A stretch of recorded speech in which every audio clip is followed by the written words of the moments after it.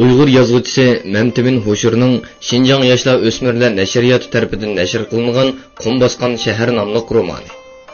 Bu roman Beliqut shirkatida ovozga ilinib, Beliqut to'g'rida anlatildi. Ikkinchi qism. 3 Akufka. 15-bob. Qog'liq bog'. Bu podshohlikda avlodlardan qolgan bir odat bor edi. Ular o'zlariga qarshi chiqqan beyliklarning beg yoki oqsoqol, urug' jamatlarining bolalarini poytaxtga akilib, go'ro'ga tutib turardi.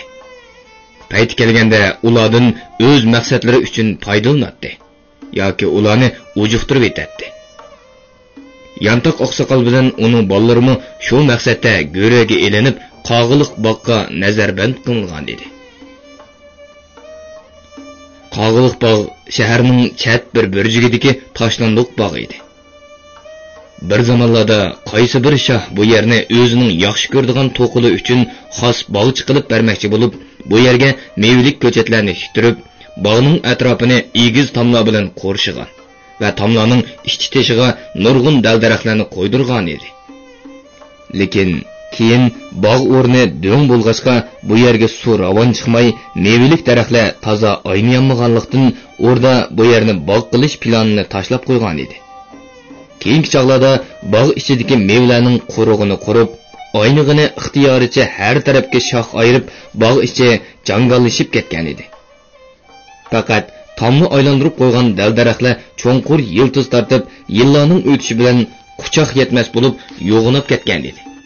Hozir bog' ichida bor bo'lgan mevalar o'z vaqtida bog'vallar qo'ygan mevalarning urug'laridan to'ralgan yoki shularning yiltizlaridan ko'klab chiqqan yovi mevalar bo'lib, ular suvsiz muhitga moslashib, qaysarlik bilan ko'kirib turishadi. Qiyon kelgan mezgillarda etiz eriqlardan toshqinlab kelgan sular bog'ning qoldirib yotgan eriqlarini to'ldirib etadi-da, bog' ani shundoq tasoddibiy kelgan omad bilan yiliga 1-2 qatim suv ichib qoladi. Shuning bilan to'kilgan urug'lardan yana yangi bixlar hosil bo'ladi. Mevalarning suvlashgan yaproqlari kang yeyilib, quyosh nurida yop-yeshil bo'lib parqarab ketadi. Yoz kunlari kun o'tirishi bilan bu bog'ning teraklari ustiga yuzdigan qog'alar kelib qo'nib, changildishib, atrofni beshiga kiyadi. Bu bog'ning ayni chog'lardagi mevalik ko'chat qo'ygan bog'vallari, egillari allaqachon unutilgan bo'lib, hozir bu bog' kishilarga Qog'liq bog' degan nom bilan tonish edi. Qog'liq bog'da olvosti bor deb kechalari bu atrofga hech kim oyoq bosmaydi. Kunduzlari bog'ning atrofiga onda-sonda mol boqadigan odamlar kelib qoladi. Bog'ning quyosh nuri va yomg'ir yeshillarda o'ngib qoldirgan yo'g'on darvozasi kimlar tarafidan maqlab, echilmas qilib bekitilgan edi. Orada yantoq oqsoqolni bollar bilan bir yerga nazarband qilishni o'ylashganda, qaysi bir amaldorning esiga shahar aholisining ko'zidan yiroq oshu tashlandiq bog' kelgan edi. Orda xizmatchilari bog'ning ko'na darvozasi o'rniga mustahkam bir yangi darvoza o'rnatib, darvozaning bir tarafidan kerak bo'lganda kirib chiqish uchun kichik bir eshik qoldirdi. Tomlarni egizlatib, ustiga to'siqlarni bekitdi. Yantoq oqsoqolni bollar bilan bu yerga akilib so'lidi. Darvoza oldi va bog' atrofini kuzat qilishga qorovullarni qo'yishdi. Ichkaridan hech kimning chiqishiga va o'rdining ruxsatsiz tashqaridan hech kimning kirishiga yo'l qo'yilmaydi. Oqsoqolning oilasiga har oyda bir qatim bir amal qilib kun o'tkazib turg'idek oziq-to'lik kirgizib beriladi. Oqsoqolga narsa keraklarni akirib beradigan xizmatchi hech kimga qopqini ochmaydi. Hech kim bilan paranglashmaydi. O to'g'mi kekash edi. Yantoq oqsoqol bog' ichidagi bir tashlandiq hujurda turadi. Bu qachondir bir chog'larda boqqa ishlagan bog'vallarning vaqtliq turishi uchun selingan 2 eg'izliq uy bo'lib, hozir bu uylarning tom to'rislarining suvoqlari tushib, bulonlarni to'r besib ketgan. Ishiklari qiysishib, ilgirki iskatini yo'qotgan edi. Uyning o'gsida bahor yomg'irining suvi bilan har ko'klamda ko'p-ko'p maysalar unib ketadi-da, yozg'i bormayla qurib qoladi. Oqsoqolning yanida turayotgan 3 o'g'ilning oldingi ikkisi cho'ng xotindan bo'lgan bolalar edi. Eng cho'ngning ismi Ömer, ikkinchisining ismi Barat edi. Eng kichik o'g'li Safar oqsoqolning kichik xotindan bo'lgan bola edi. Yantoq oqsoqolning cho'ng xotini uzoq yillarning oldida o'lib ketgan bo'lib, bolalarning hammasini kichik xotini qanot ostiga elib cho'ng qilgan edi. Oqsoqol beg'amda shaharda qolgan kichik xotinning holidan hozir bexabar edi. Yantoq oqsoqol dastlabda qog'iliq bog'dagi turmushga zodili ko'nanmadi. U tit bo'lib, nima qilishni bilolmay, bog'ning ichida to'xtamay u yoq bu yoqqa mang'atdi. O'tgan nurg'un ishlarni o'ylaydi. Xudoning hamma bandalariga o'xshash uni nurg'un yaxshi ishlarni qilgan va nurg'un xatoliklarga yo'l qo'ygan edi. Nemishqidir, keyin uning ko'z oldidan Jahonkazda supurga ketmaydigan bo'lib qoldi. Supurga har qatim yiroq yurtlarga qilgan safardan qaytib kelib, oqsoqolni yo'qlaydi. Uningga o'zining ko'rgan bilganlarini, dunyodagi ajoyib podshohliklar, egiz sipillar bilan qo'shilgan shaharlar, u yerdagi qo'rallangan lashkar va hokazolar to'g'risidagi tugumas paranglarni qilib beradi. Yantoq oqsoqol u chog'da Jahonkazda supurgining so'zlarini oddiy bir hikoyani anglagandekla anglab qo'ygan edi. Supurgining aytqanlari cho'nqur ma'niga ega gaplar ekan, deydi Yantoq oqsoqol o'z-o'ziga. Shu ajoyib shahrimizning atrofiga sepil so'qishni, odamlarimizga qo'ral yarog' tutqizishni o'ylashmagan ekanmiz. Usulliq etizlar, yurishib turgan tijorat, to'q turmush bizni bakmi beg'am yashashga odatlantirib qo'ygan ekan. Vaqt o'tgan sari Yantoq oqsoqol o'z taqdiriga shukr qildigan bo'lib qoldi. Albatta bu tashlandiq bog' mangu kun nuri tushmaydigan, odamlarning irodasi, jismoniy kuch-quvvatini tugashtirib etadigan heliqi qorong'u, zay zindonlardan ming martaba yaxshi edi. Bu yerning to'rt atrofini egiz tomlar qo'rshab, tom orqasidan qorovullarning qadam tovushi, qilich najlarning bir-biriga tegib jaranglashlari anglib tursin. Quyosh yana har kuni bog' ustiga ko'tarilib, o'zining nurini sexiylik bilan atrofga chachatdi. Bahorda yovu mevla rang-rang chechak echib, yop-yeshil o'tlar bosh ko'taradi. Oqsoqolning bolalari bo'lsa, har kuni uning beshida parvona bo'lib xizmatini qiladi. Yantoq oqsoqolning ikki cho'ng o'g'li hozir burutlari xat tortib, o'ylanish qoramiga kelib qolgan edi. Cho'ng o'g'il Ömer yuzlari do'g'alak, o'zimi do'g'liq kelgan qovul yigit edi. O'tiranchisi Barat o'ruq, egiz, chiroyli yigit bo'lgan edi. Bu o'g'illar tug'ilgan chaqda oqsoqolning uyi umumiy shodlik cho'mgan edi. Chunki bu oqsoqollik nasabining o'zilib qolmaydiganligidan derak beradigan xo'shallanarlik ish edi. Ammo bugunga kelganda rahimsiz taqdir ularning yoshligini ana shundoq to'rt tom ichiga band qilib qo'ydi. O'g'illar atidan kech kirguncha bog' ichida qafasga solingan qushdek kipirlab yugurib yurishadi. Ba'zida ularga bog'ning temi orqasidan qiz juvonlarning changildab so'zlashgan ovozlari anglanib qoladi. Mundaq chog'larda Ömer bilan Barat qilayotgan ishlarini tashlab qo'yib, bog' keynidagi ovozlarga qetib quloq solishadi. Qizlarning ovozlari birdamdila yiroqlab ketadi. Yoki qorovullarning "Hoy, kimsizlar? U yoq bilan mevishqib bo'lmaydi!" deb varqirishi bilan o'chadi. "Tfi!" deb la'nat qilishadi o'g'illar qorovullarga. "Xudoyim, o'zimni uni manguga o'cha." Yigitlarning kishida yaqinlik tuyg'u, shirin hissiyotlarni paydo qilgan qizlarning heliqidek ovozlarini yaqindan va uzoqroq anglag'isi bor edi. Gerçi bu bog' to'rt tom bilan qo'shilgan bo'lsa-mu, tabiat o'g'illarning vujudida muhabbat, sevg'inish degandek ajoyib tuyg'ularni o'xshashda yetildirmoqda edi.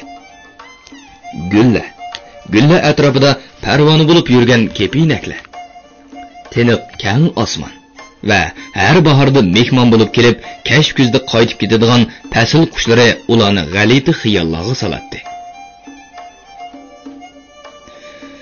Bizning Aşında qanotlarimiz bo'lgan bo'lsa, deydi Barat ba'zida osmonga yiroqlab ketayotgan tornlarning ovoziga quloq solib turib.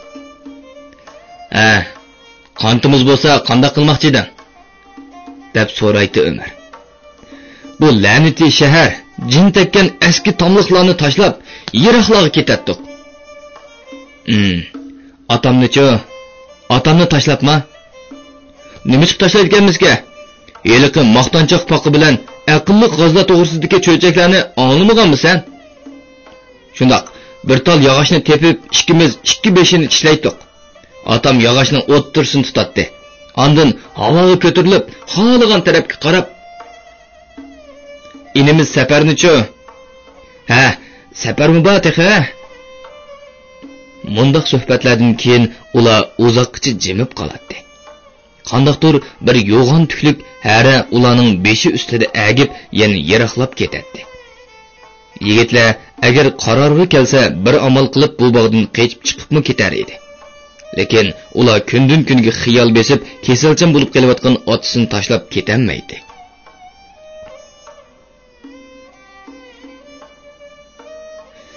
Men nemishqimi oqsoqolli oyisi tug'ilib qolgandimi? deydi ba'zida cho'ng o'g'il Umar. Men sen aytsam, oddiy fuqaro bo'lganga yetmaydi-ku.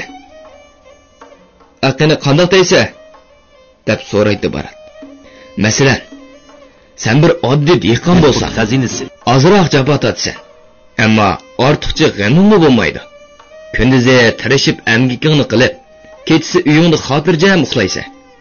O'zingga o'xshash bir kambag'alning chiroyli qiziga o'ylinib, Xudoga shukr qanoatingni bildirib, namozingni o'qib, umringni bir xil o'tkazsan. Barat bo'lsa, turmush to'g'risida boshqacha mulohiza qiladi.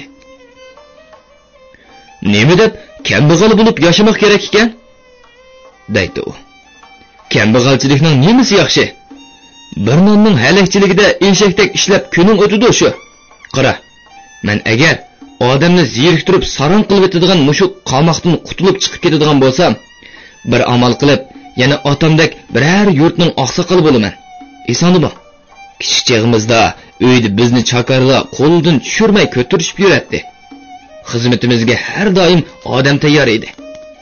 Agar otamni peshkanlik bosmagan bo'lsa, bu chaqcha biz shahrimizdagi katta boylarning qizlariga uylangan bo'lardik. Shu chaqda Tomning u yenidagi boqqa yaqin yo'llarning birida yana cho'qallarning kulki ovozlari anglangandek bo'ladi.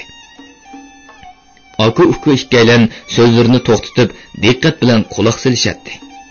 Ba'zida ular bog' ichida egizarak o'sgan daraxtlarning uchiga yomishib chiqib, sirtdagi alomatlarni ko'rmoqchi bo'lishadi.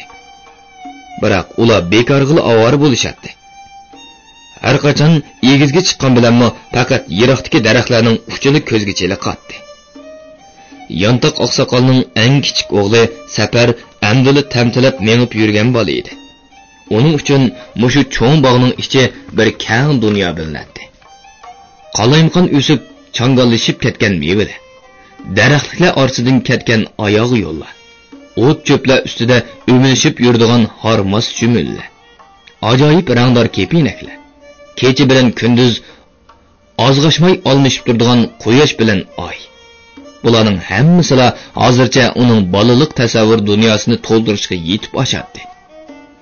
Ba'zida aqllari uni opash qilib o'ynatib, bog'ning egiz tomlari yeniga oparib qoladi.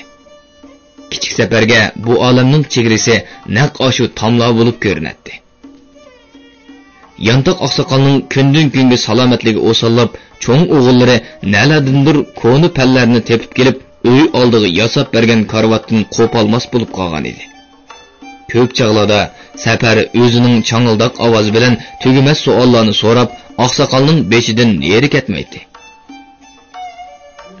"Ota, sen nimishqa bu karvatdan tushmay yetaversa? Quyosh nereden chiqadi? Kunduzi yulduzlar qayerga ketadi? Ota, kepinaklarmi noyamdi?" Safar o'zining oshundoq bolalarcha savollari, tatlı qiliqlar bilan oqsoqolning zerikishlik kunlarini bilindirmaydi. Yantoq oqsoqol kechalari shu kichik o'g'ilni yeniga ilib, uning dumbasini silab uxultatdi. Bola o'zining tatliq pushildoshlari, yumran badan, issiq nafsi bilan otasining qo'ynini to'ldirib turardi. Oqsoqol har kunlik namozda yig'lab turib, Xudodan bolalarining baxtini tilaydi. Bolalarining taqdiri, kelgusi haqida bakmi qayg'urardi. Mana o cho'ng bir shaharning oqsoqoli bo'lib yurt so'radi. Shuncha nurg'un yer, suv, mol dunyoga ega bo'ldi-yu. Oxirda bo'lsa, yanada bolalarga qoldirgudek sunuq yarmoqmi qolmadi. Yantoq oqsoqolning holi kundan kunga o'sallab ketyotdi. Bir kuni tun yarmida u quloq tövida shipirlagan ovozdan cho'chib uyg'onib ketdi. Kim? Deb beshini ko'tarib yotqanni maydisiga tortdi u. "Men" degan javob keldi qorong'ulikdan. "Men degan kim?" "Sen meni tonimaysan. Uningni past qil. Meni bu shaharda Tomteshar deb otishidi. O'z vaqtida shoh xazinasini omon qo'ymagan Tomtesharman." Oqsoqol qorong'ulikdan bir kishining karvati yanida o'ri turgan simasini farq etdi. "Amsa, bu yerga xato kirib qopsa", dedi oqsoqol. "Bu yerda sen chiqib ketgudek bir narsa yo'q. Menga sening biror narsang kerak emas. Va, ala, bu omonatni topshirib ol." Tomteshar Jahonkazda supurga bergan teri xaltini Yantoq oqsoqolning qo'liga tutqizdi. Bu nima?" "Nimaligini men bilmayman. Balkim tilladi. Jahonkazda supurga degan bir birodaring kirgizdi. U san salom etdi." "Nima? Supurga?" deb purusinib o'tirdi oqsoqol. "U hozir qayerda? Yana nima dedi?"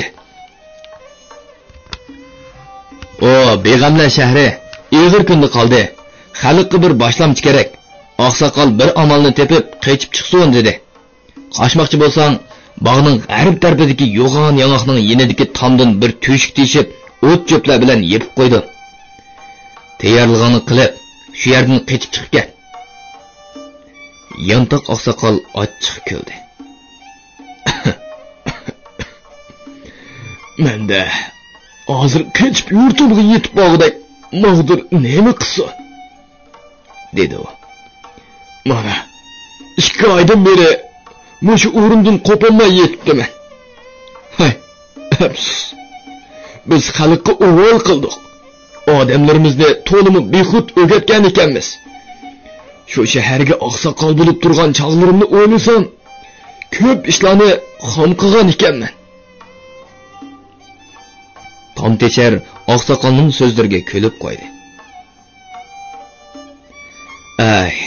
Bu barliq amal tutqanlarning o'rtaq asirdi", dedi u. "Bir chaqda men bir olim kishi bilan birga zindonda yotgan edim. U menga amal nozliq xotinga o'xshaydi. U go'zal va vafosiz keladi. U hech kimga, hatto shoxlog'ini mangu boqiman emas. U qo'lga keladi, yana qo'ldan ketadi. Amal tutquchi bu haqiqatni taxtning egiz palampaylaridan do'milab tushgandilar, ondan tushunib, nurg'un ishlarni xato qilganligiga hasrat chekadi. O chaqda u kechikkan bo'ladi degan edi. "Bo'pti, xayr, men ketdim." "To'xta!" deb Tomtesharni to'xtatib oldi oqsoqol. "Sen bu xaltini karvat yenidagi jigdi tuyiga o'z qo'ling bilan ko'mib qo'yib chiqib ket. Shu chaqda sen menga hech nima bermagan bo'lasan. Menmi sendan hech nima olmagan bo'laman. U narsalar balkim o'g'illarimga lozim bo'lib qolar. Mendan supurgiga salom et." "Ay, supurga bu dunyoda yo bor, yo yo'q." Yantoq oqsoqol Tomtesharning bu gaplarining ma'nosini anqira olmay qoldi. Tomteshar shu gaplarni qilib bo'libla g'oyib bo'lgan edi. Atsi saharligi Yantoq oqsoqol 2 cho'ng o'g'ilni yeniga chaqirdi. "Hay, Umar, Barat, qanisizlar? Bu yoqqa kelinglar." Oqsoqolning 2 o'g'li ko'zlarini yirtib echib, otasining yenida hozir bo'ldi. Kichik safar bo'lsa, hech nimadan xabarsiz tatliq uxlayotdi.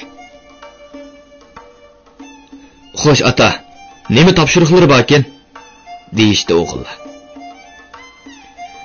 Mening Allohning dargohiga qaytadigan vaqtim oz qolgandek qiladi. Gapimni tingshanglar. Bu usti ochiq zindonda sizlar men bilan tang kulpat tatdinglar. Xizmatimda bo'ldinglar. Men sizlardan ikki dunyo roziman. Lekin sizlarning og'zinglarga yetarlik ilm sololmadim. O'ylik o'choqlik qilolmadim. Bu mening o'z maylimdan emas, amalsizligimdan bo'ldi. Mendan rozi bo'linglar.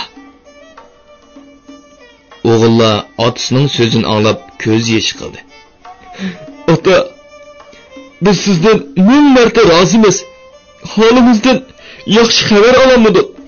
Bolalik qilgan yerlarimiz bo'lsa, kechiring. Men sizlardan rozi bo'laman. Tinchliklar. Gapimga quloq solinglar. Men o'lib tortib qolsam, meni dafn qilib bo'lib, ovu jidi tuyini ko'langlar. U yerda sizlarning kelgusinglar uchun qoldirib qo'yilgan ozg'ini bir narsa turibdi. Uni ilinglarda bir amal qilib bu yerdan qechinglar. Ma'u uxlayotgan safar sizlarning qarindishinglar. U tek kichik. Mendan keyin qolganda uni tashlab etmanglar. Jigdi tuyiga ko'milgan narsada uningni bir o'lish haqqi bor. Uningga mening o'rnimda otidorchilik qilishni sizlarga topshirdim. Oqsoqol qo'llarini ko'tarib o'g'illarga duo berdi. Dilqut xazinasi. Bu yerdan biz qanday qechib chiqib kelsak bo'lar? deb otasi bilan inisiga qaradi Umar. Bir yaxshi niyatlik odam bog'ning g'arbidagi cho'ng yong'oq daraxtining yenidagi tomdan bir to'shik teshib, o't cho'plar bilan yepib qo'yibdi. Insonlarda bo'lsin. Qechib qayaga bormiz? dedi Barat.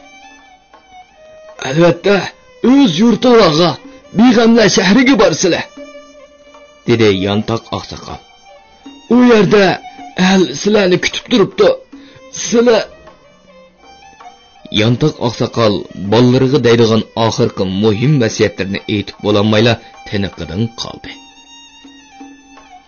Anglayotganlar Beliq To'rdan anlatılayotgan ovozliq asarlar sahifasi.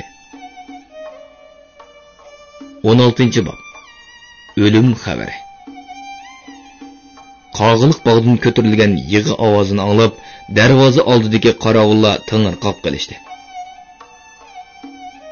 Hey, anglayapsizlar? deb vaqirvatdi bu ovozni dastlabda anglagan qorovul. Nimani? Yig'i ovozi bog' ichidan anglatdi. Lashkarlar bog' ichida biror hodisaning yuz berganligini pamlashdida oqsoqolga narsa kerak akirib beradigan kekashni chaqirishdi. Kichik eshikni sharaqlatib ichib, uni nima vaqa bo'lganligini bilib chiqish uchun bog' ichiga kirgizishdi.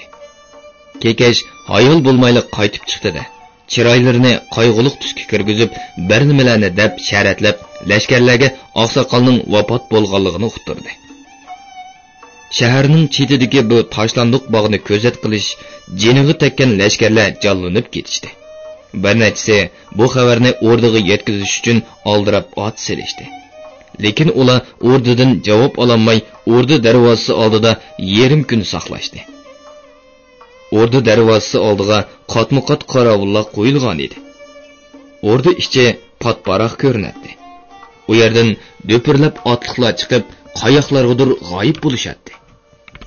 Yana qayerlardandir ot selib yetib kelgan amaldorlar oldirab o'rda ichiga qarab mengishadi. O'rda qatl-om qilingan shohning ishlari bilan oldirash edi. O'rda ichida zoda nima vaqa bo'lganligidan sirtkilar xabarsiz edi. Tushdan keyin bo'lganda o'rdadan bir amaldor chiqib, qog'iliq bog'dan kelgan lashkarga Oqsoqol o'lgan bo'lsa, o'lgan bo'lish turib tursin. O'lim ishlari keyin bijirildi, deb javob berdi. Yantoq oqsoqolning o'g'illari otasining jasadini bog' ichiga dafn qilishdi. Ko'z bog'lanib qolgan edi. Umar bilan Barat qisqala xatmi Qur'onni o'qib, duo qilishgandan keyin heliqi jigdi tuyidan dadisi aytgan narsani izlashga boshladi. ko'p ko'limayla Ömerning qo'liga bir teri xalta chiqdi. Otam bu xaltini texi yaqindili ko'mgan bo'lsa kerak, dedi Ömer. Qandoq bilding? dedi akisining beshida o'ri turib qarab turgan Barat. Qaramamsa, bu yerdagi to'pa texi bo'shil turdi. Ha, xaltimi nima o? Ha, teri xalta. İçide nima bor-ki? Hozir ko'rsa.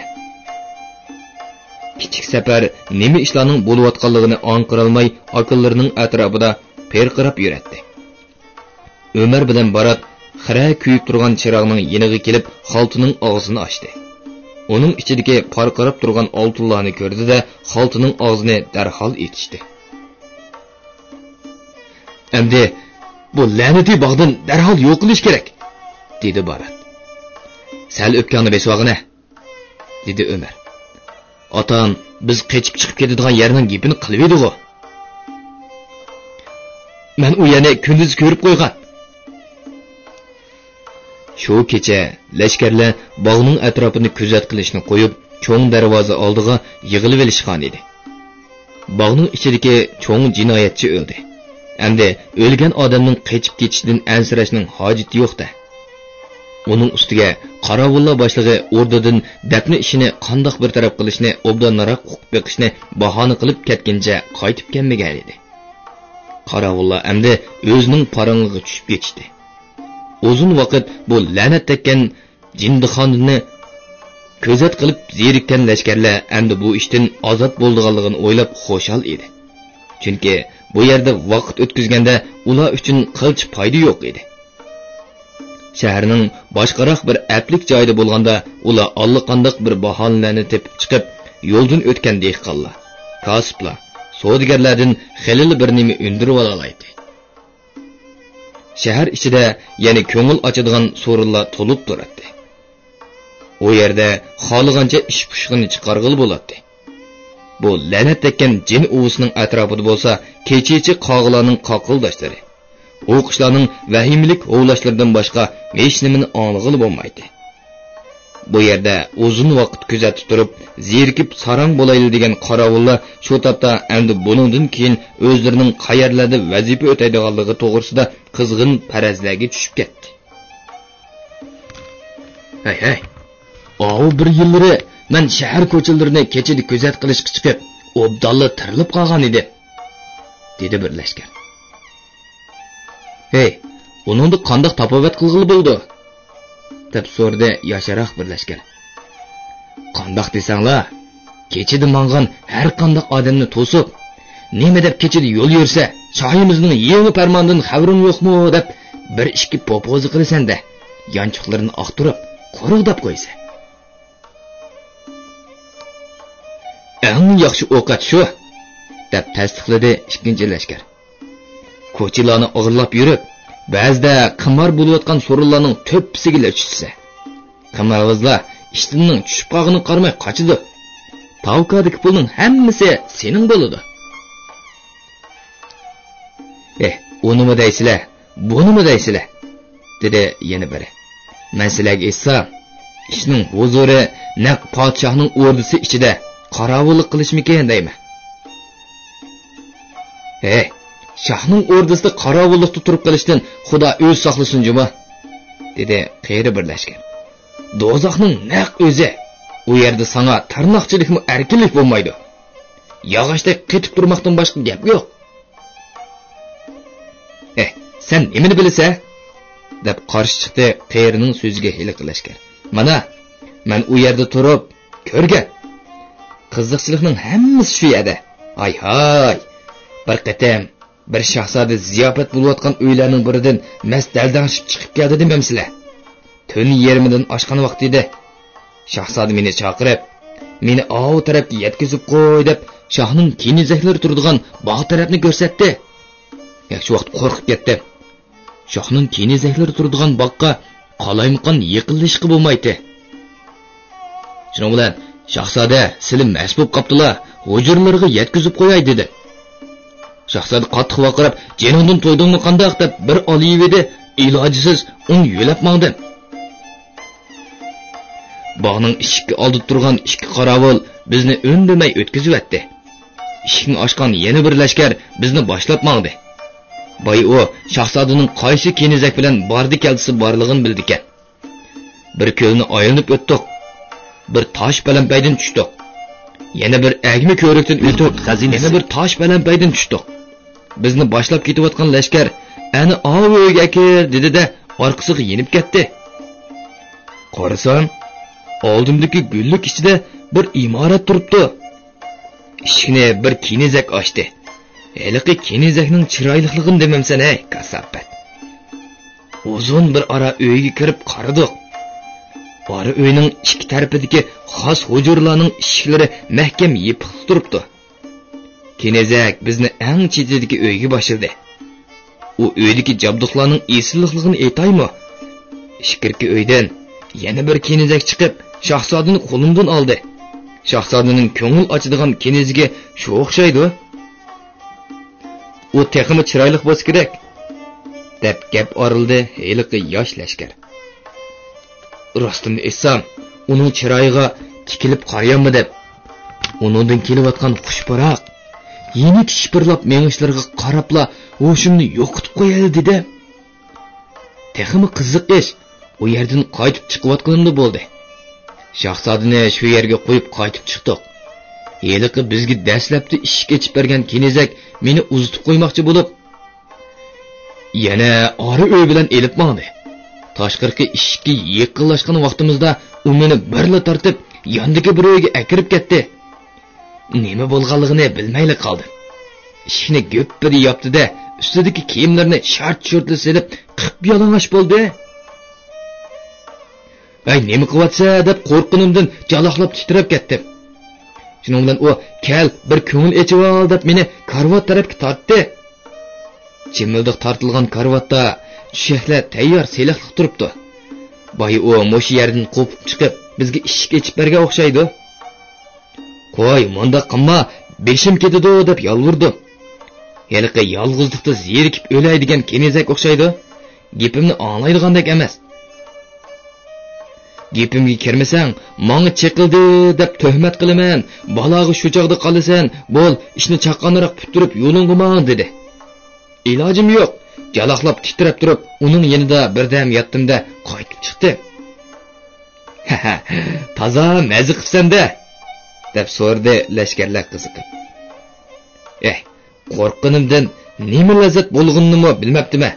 Hozir o'ylasam, vozirlanib ketaman. "Angdinglarmi?" dedi bir lashkar. "Beg'amna shahar degan yerga borgan lashkarlar nihoyat beyib ketdi-ku. U yerdami chiroyli xotinlar shuncha ko'p deydi."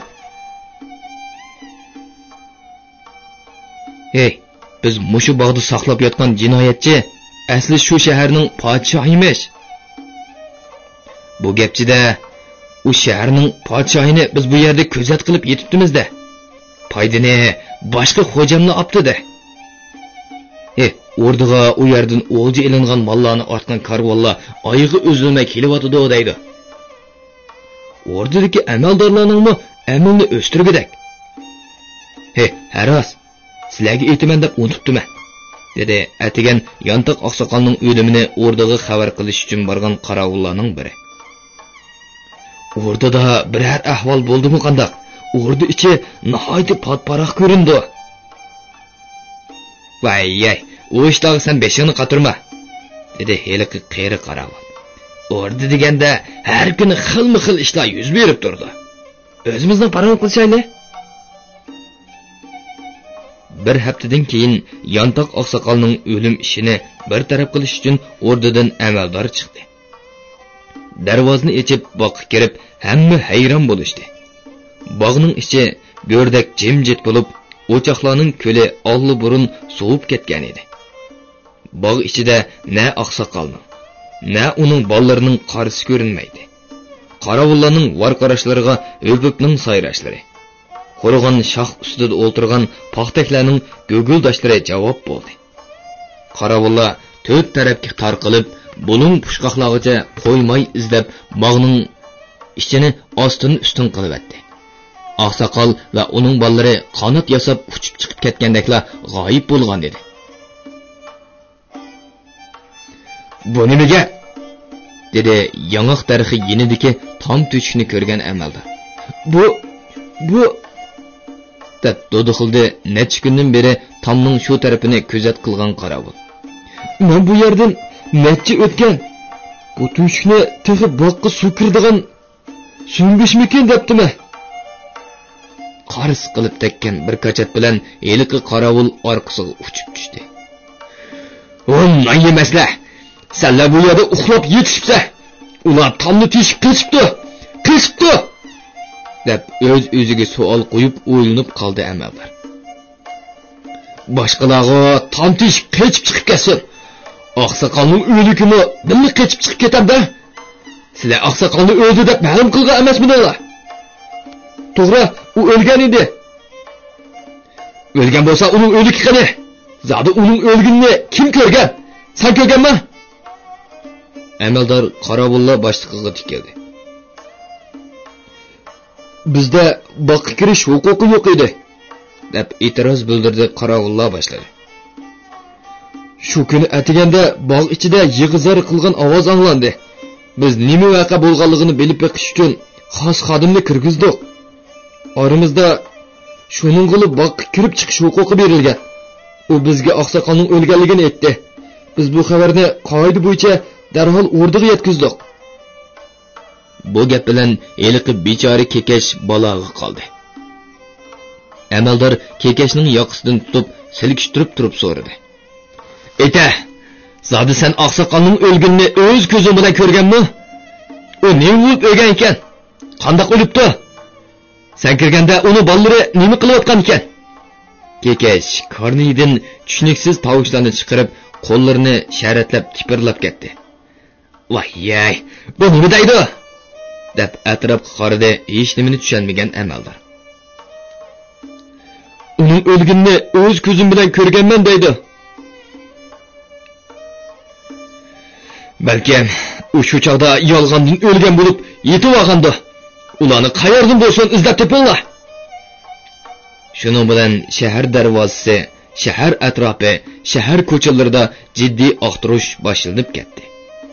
Qorovullar puxrochi yasangan josuslar qandoqdir bir choyxona, oshxonalarning o'tin yog'och qo'ydigan uylari, savdogarlarning omborlariga usibli kirishdi. Yo'ldan o'tgan gumonliq odamlarni to'xtatib olib, ularning chiroylariga sapsilishatdi. Amaliyotda ularning hech qaysisi Yantoq oqsoqol va uning bolalarining chiroyini ko'rishmagan edi. O'lib ketgan Yantoq oqsoqol ularning oldiga do'qurib qolgan taqdirdami hech qaysisi to'nimg'an bo'ladi. Shundaqdimi ular qarg'ulachi oqtirishadi. Oldirashlik ichida har tarafga chapatdi.